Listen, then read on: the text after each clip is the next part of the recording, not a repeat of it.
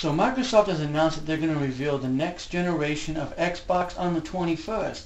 This has led me to come up with an entire month-long speculation of what I would like to see from this system. So if you're willing to join me, let's get started.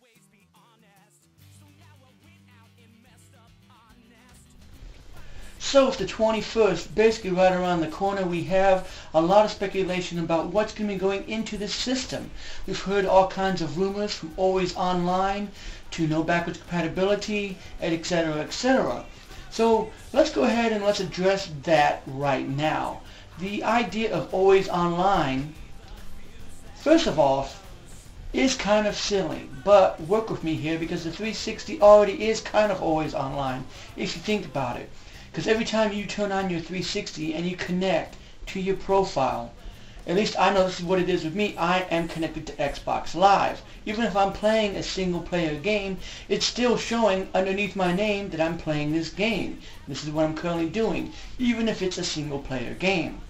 You can still see the achievements that I'm getting. My friends can see these achievements.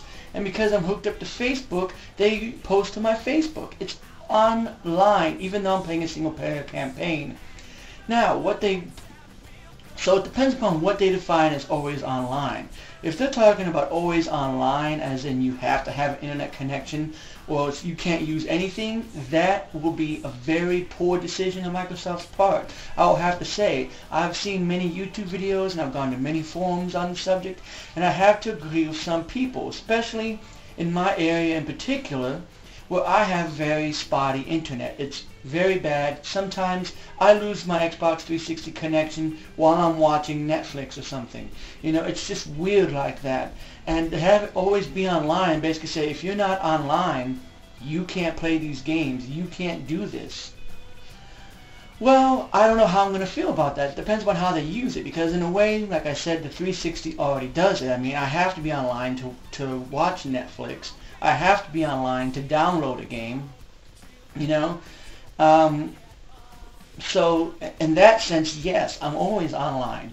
But at the same time, if my internet connection were to go out on me tomorrow, I could still play my offline games. And so if they mean that you can't play disc-based media offline unless you're connected to the internet, then yes, that is dumb. And that is a very poor decision on Microsoft's part. So at the end of the day, it really is going to depend upon what Microsoft is going to do with their next Xbox. I've speculated on many things as far as what I would like to see from the PS4, and I'll make that more official here on YouTube in the upcoming months closer to the PS4's release and stuff. So we'll have to see really what Microsoft even announces. If they just do like Sony does and they just show off the controller and the system and talk about it a little bit, or if they go into great detail. Not really quite sure what they're going to do. Over the next few weeks, I want to talk about what I want to see from the controller, because I think I have a great idea on what to do with the controller. Also, I plan to talk about this IllumiRoom, I guess is what they're calling it right now. This whole idea that they have of making their room turn into the environment and stuff like that. As far as what I want to see from the system too, and then hopefully I'll have a video either the day after of the system's release as far as what I thought about it, similar to what I did with the PS4. But backwards compatibility to me is a must, and here's why. Because I'm not a big fan of backwards compatibility. I don't care.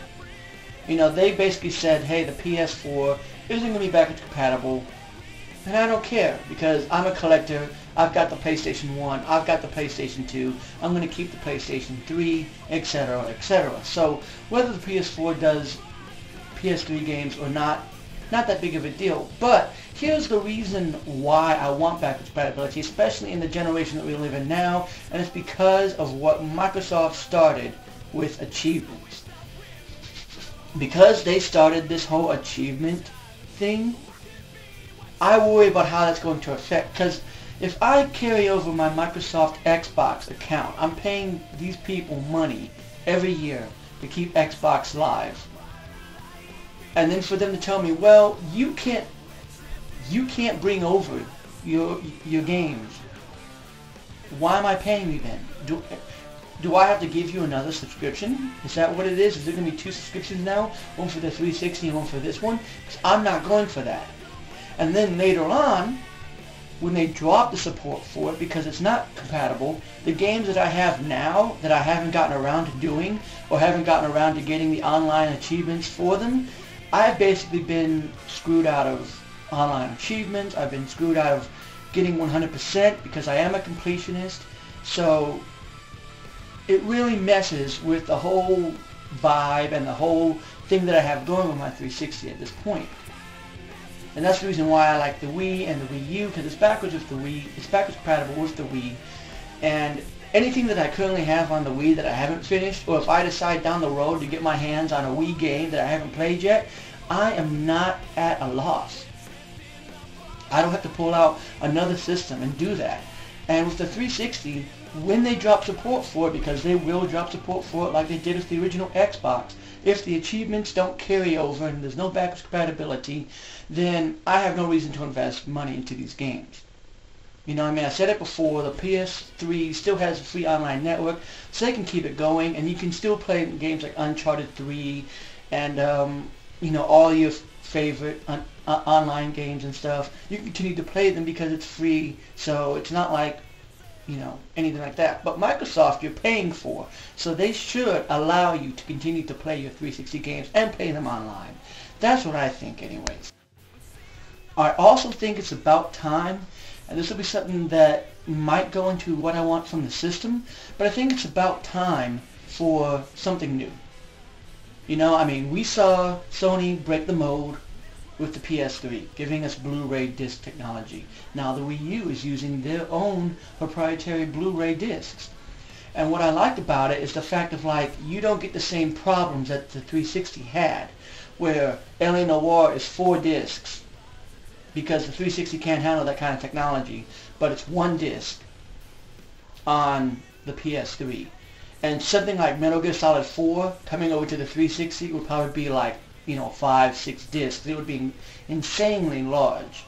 So because it cannot handle and fit that kind of technology into 1 disc. So I really hope that Microsoft looks into some kind of new digital medium, or looks into maybe going back into some kind of SD card flash drive. I discussed this in a blog.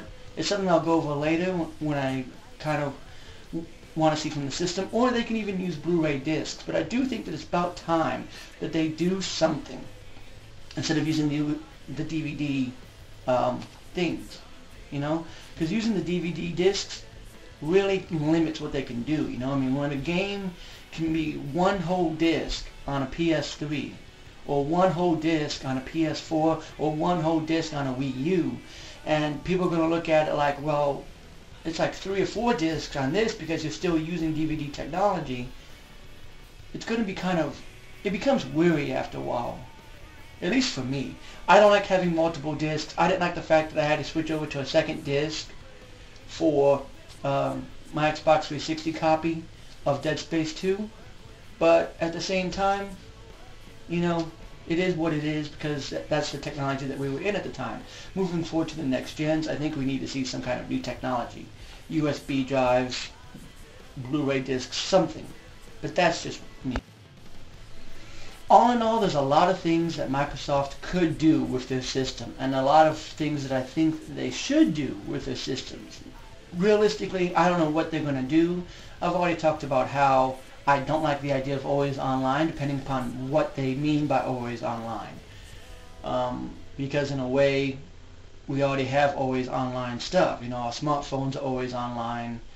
You know, the 360 is technically always online because I need to have some kind of online connection to be able to do things like Netflix and stuff like that. Same thing with the PS3. It was technically always online because you could set it up to where it would automatically cut on and do updates. So, so really, it just depends on what they mean by always online, and it really depends upon what they do with the system. So it's hard to really judge at this time what the system is going to do. Throughout the next few upcoming videos, I will discuss more as far as, like I said, what I want to see from the system itself, what kind of applications I'm hoping that it does. I might even talk about, you know, a new controller for once. I know it's shocking, but Microsoft, you can break the mold. You can actually use new controllers, because Nintendo proves this every single time they release a console. It's something different. So you can actually change your controller. It's cool. But that's my rant for now, guys. I know it's kind of a short video. It wasn't really even that informative. But I just wanted to kind of give you my thoughts leading in to these videos as far as what I want to see from Microsoft. And I really hope that this next Xbox does become something of a wow factor. Because the 360 really did feel like an upgraded Xbox. There was nothing new. There wasn't a wow factor like there was with the Wii U, or even with the 3DS, or even with the Wii, where it's like, this is something clearly being done differently, you know? And even with the PS3, it had the possibility of being a wow factor, but they changed the controller back, and basically it's just another PS2. The PS4, hopefully, with a different controller, even though it's technically kind of the same thing, and with the ability to actually have changed it, and you know, with that camera stuff that they have, we'll talk about all that when we get closer to the PS4's launch, of course. They have the capability of doing something different. So let's see what Microsoft does, and if they choose to do something different. But I don't really have much of an opinion right now. I mean, it's really hard to say until they release it. But make sure that you guys share your opinion, because I want to know what you want to see from the next Xbox. What do you think about Always Online? I'm pretty sure I know what most of you are going to say. And, you know, what do you want to see Microsoft do? What are you interested? Are you even interested in the fact that they're coming out with another system? Because it seems like many people are not. They're currently satisfied with their 360s and their PS3s, and I can understand that argument fully, because I'm still, to this day, buying games for the 360, buying games for the Wii and for the PS3 respectively, and still playing them. So it's a really valid argument. But as always, guys, this is just my opinion. You know, make sure that you share yours, and I hope that you join me as I continue to do more of these videos throughout the month, and then as I discuss my thoughts on the supposedly next Xbox, whatever they decide to call it. And I'll see you guys next time.